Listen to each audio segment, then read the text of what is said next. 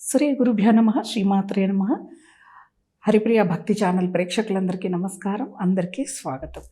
ప్రతి ఒక్కరికి కూడా హరిప్రియ భక్తి ఛానల్ ప్రేక్షకులందరికీ కూడా రథసప్తమి శుభాకాంక్షలు. రథసప్తమి, రథాల మీద తిరిగేది ఎవరు? మనకి ప్రత్యక్ష దైవమైన సూర్యభగవానుడు. ప్రత్యక్ష దైవం అంటూ ఉన్నాం అంటే ఏ దేవుణ్ణి మనం సూర్యచంద్రుల్ని, ఆకాశం, భూమి, నీరు తప్ప భగవంతుడిగా అగ్నిని మిగతా మనం చెప్పే ఏ దేవుళ్ళని కూడా మనం దర్శించుకోలేం. సూర్యభగవానుడు ప్రతి ప్రాణికి కూడా జీవం ఆయనే పోసేది. చూడండి, ఎప్పుడైనా సూర్య ఉదయం కాకపోతే మంచు ఎక్కువగా పడుతున్నా, వర్షం పడుతున్నా కూడా మనకి చాలా అనారోగ్య సమస్యలు వస్తాయి. ఒక డి విటమిన్ తక్కువైనా కూడా పుట్టిన బిడ్డ దగ్గర నుంచి తెల్లవారుజామున అంటే పొద్దున్నే సూర్యకిరణాల కింద కూర్చోండి, డి విటమిన్ పుష్కలంగా లభిస్తుంది. పుట్టిన బిడ్డలకైతే మనకి కామెర్లు వస్తాయి. ఆ కామెర్లకి మందే లేదు, సూర్యకిరణాలు పడితేనే ఆ కామెర్లు తగ్గిపోతాయి. అంటే ఆయన సూర్యకిరణాలు ఎన్ని ఆరోగ్యకరమైన ప్రయోజనాలు చూడండి. అటువంటి సూర్య భగవానుడి యొక్క జన్మదినమనే చెప్పుకోవాలి. మనము మన అనాదిగా కూడా మనం ఈ రథసప్తమిని చేసుకుంటూ ఉన్నాం. అసలు కొన్ని పురాణాల ఆధార ప్రకారం ఉత్తరాయణ పుణ్యకాలం, ఉత్తరాయణం ఈరోజు మొదలవుతుంది, ఆ రోజు సంక్రమణం జరుగుతుంది అని చెప్తారు. సూర్య భగవానుడి రథానికి ఒకటే చక్రము, ఒకటే అశ్వం. అయితే మరి సప్తాశ్వరథమారూఢం అంటున్నారు కదా అని అనుకోవచ్చు మీరందరూ కూడా. అయితే సప్త అశ్వాలు అనే సూర్యకిరణాలకి పేరు అన్నమాట. 7వ అశ్వం పేరు సప్త. మిగతా 6 సూర్యకిరణాలు కూడా మనకు 6 ఋతువులు ఉన్నాయి కదా, ఋతువులకి సంబంధించినవి అన్నమాట. ఇప్పుడు ఈ మాఘమాసంలో మనకి శుక్లపక్షంలో వచ్చే ఈ సప్తమిని రథసప్తమిగా చేసుకుంటాం. మాఘమాసం అంతా కూడా పుణ్యమాసం అండి. మనము ఆరోగ్యాన్ని సంపాదించుకునే మాసం అని కూడా చెప్పుకోవచ్చు. సూర్య భగవానుడు మనందరినీ అనుగ్రహిస్తాడు ఈ మాసంలో. అంటే గమనించండి, మనకి ఫిబ్రవరి మాసంలో చలి ఎక్కువగా ఉండదు, వేసవి ఎండ అంటే వేసవి తాపం మనకి ఎక్కువగా కనిపించదు. అలాంటి మంచి మాసం మాఘమాసం.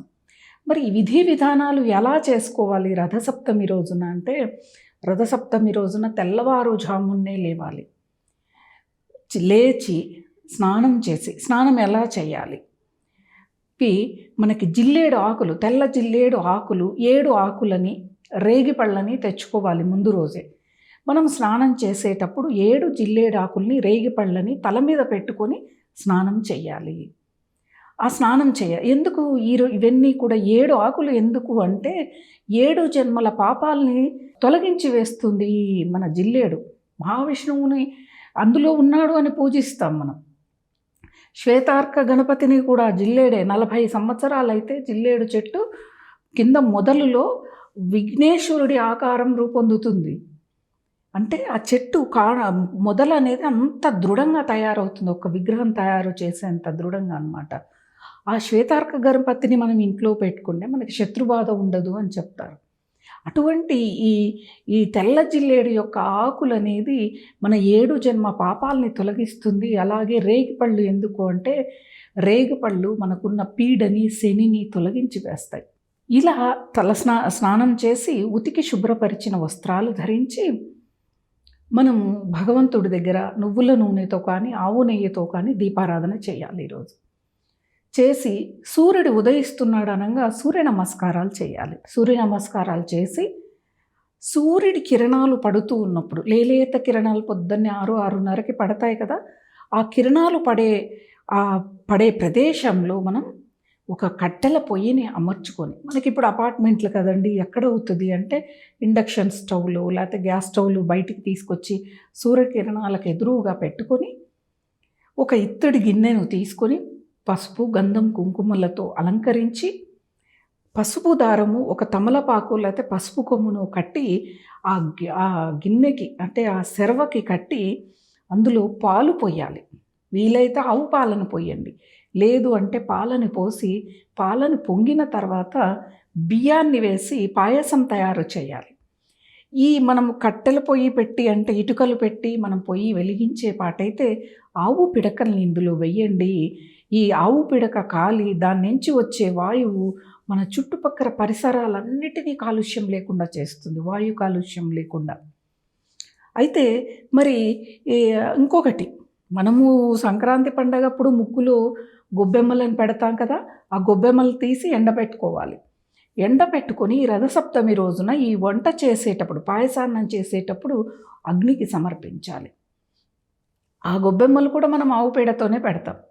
అలా మనం పాయసం తయారు చేసుకొని సూర్య భగవానుడికి ఎదురుగా ఒక విస్తర ఆకు వేసి శుభ్రంగా కడిగి పాయసాన్ని మొత్తము పెట్టి పక్కనే జలము, ఇత్తడో రాగో చెంబుతో నీళ్ళని పెట్టి పసుపు, కుంకుమ, అక్షింతలు, గరిక, గంధము ఈ 5టిని కూడా ఆ నీళ్లలో వేసి సూర్య భగవానుడి ఎదురుగా కూర్చొని ఆదిత్య హృదయాన్ని పాటించి, ఆదిత్య హృదయం పఠించిన తర్వాత మనమంటే చదవటం, పఠించిన తర్వాత ఆయనకి మనం కృతజ్ఞతలు చెప్పాలి.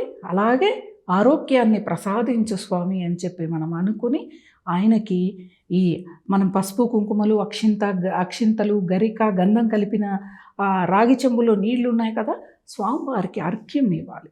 అంటే ఆయనకు ధార పోయాలి జలాన్ని, లేదా భావన చేయండి స్వామివారికి జలం మీరు స్వయంగా అర్పించినట్లుగా చేసుకొని ఆ తర్వాత ఈ పాయసాన్నాన్ని ఇంట్లోని వాళ్ళు, ఇంట్లో ఉన్న పని మనుషులు ఉన్నా కానీ వాళ్ళ పిల్లలకు కానీ ప్రసాదాన్ని అందరికీ పంచండి. పంచి ఈరోజు ఆదిత్య హృదయం, సూర్య అష్టకం ఇవి తప్పకుండా చదవాలి.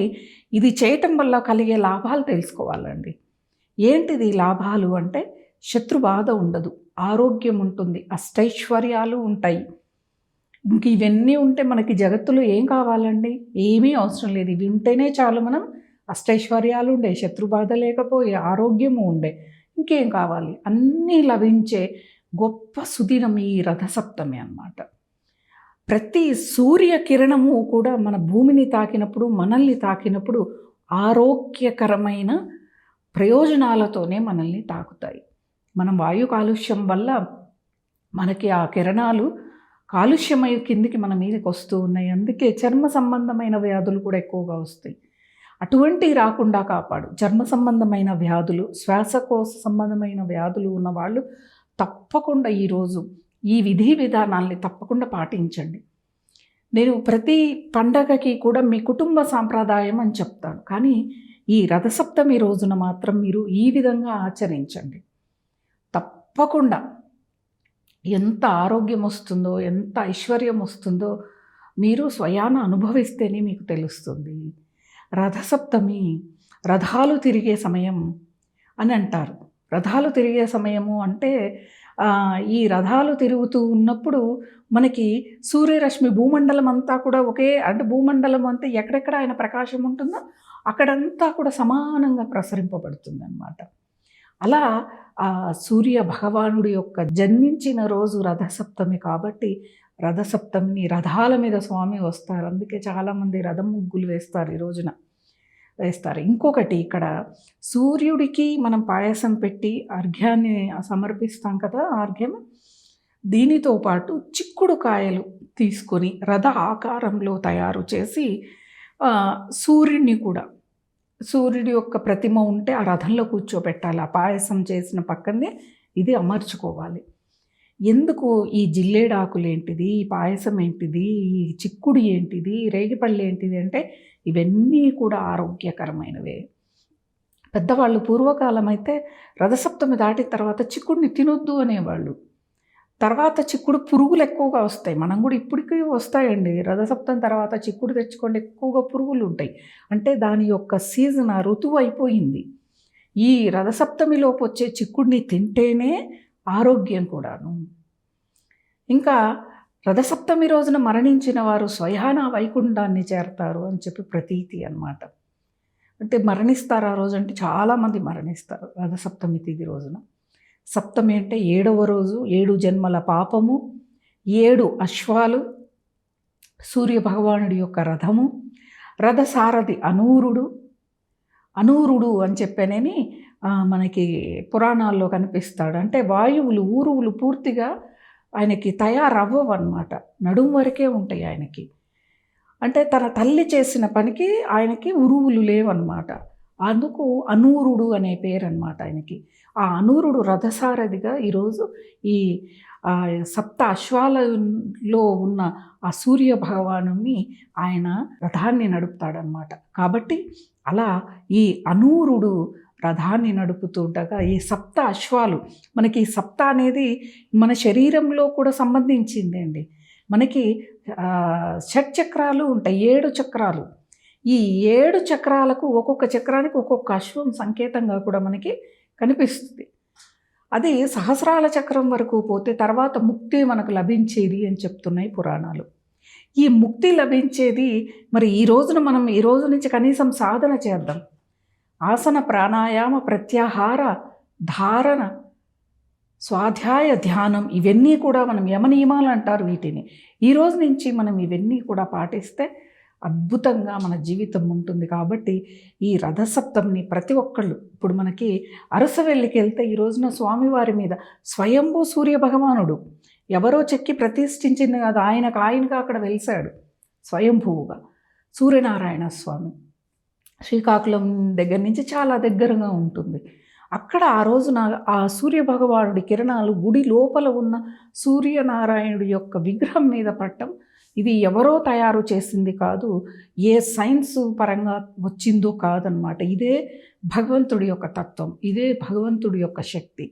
కాబట్టి ఈ రథసప్తమి రోజున ప్రతి ఒక్కళ్ళు కూడా ముక్తిని పొందాలన్నా, ఆరోగ్యం పొందాలన్నా, ఐశ్వర్యం పొందాలన్నా తప్పకుండా మీరు తెల్లవారుజామునే లేవాలి. అసలు మాఘమాసం అంతా కూడా సూర్యుడు ఉదయిస్తున్నప్పటికే స్నానం చేసి ఉండాలి.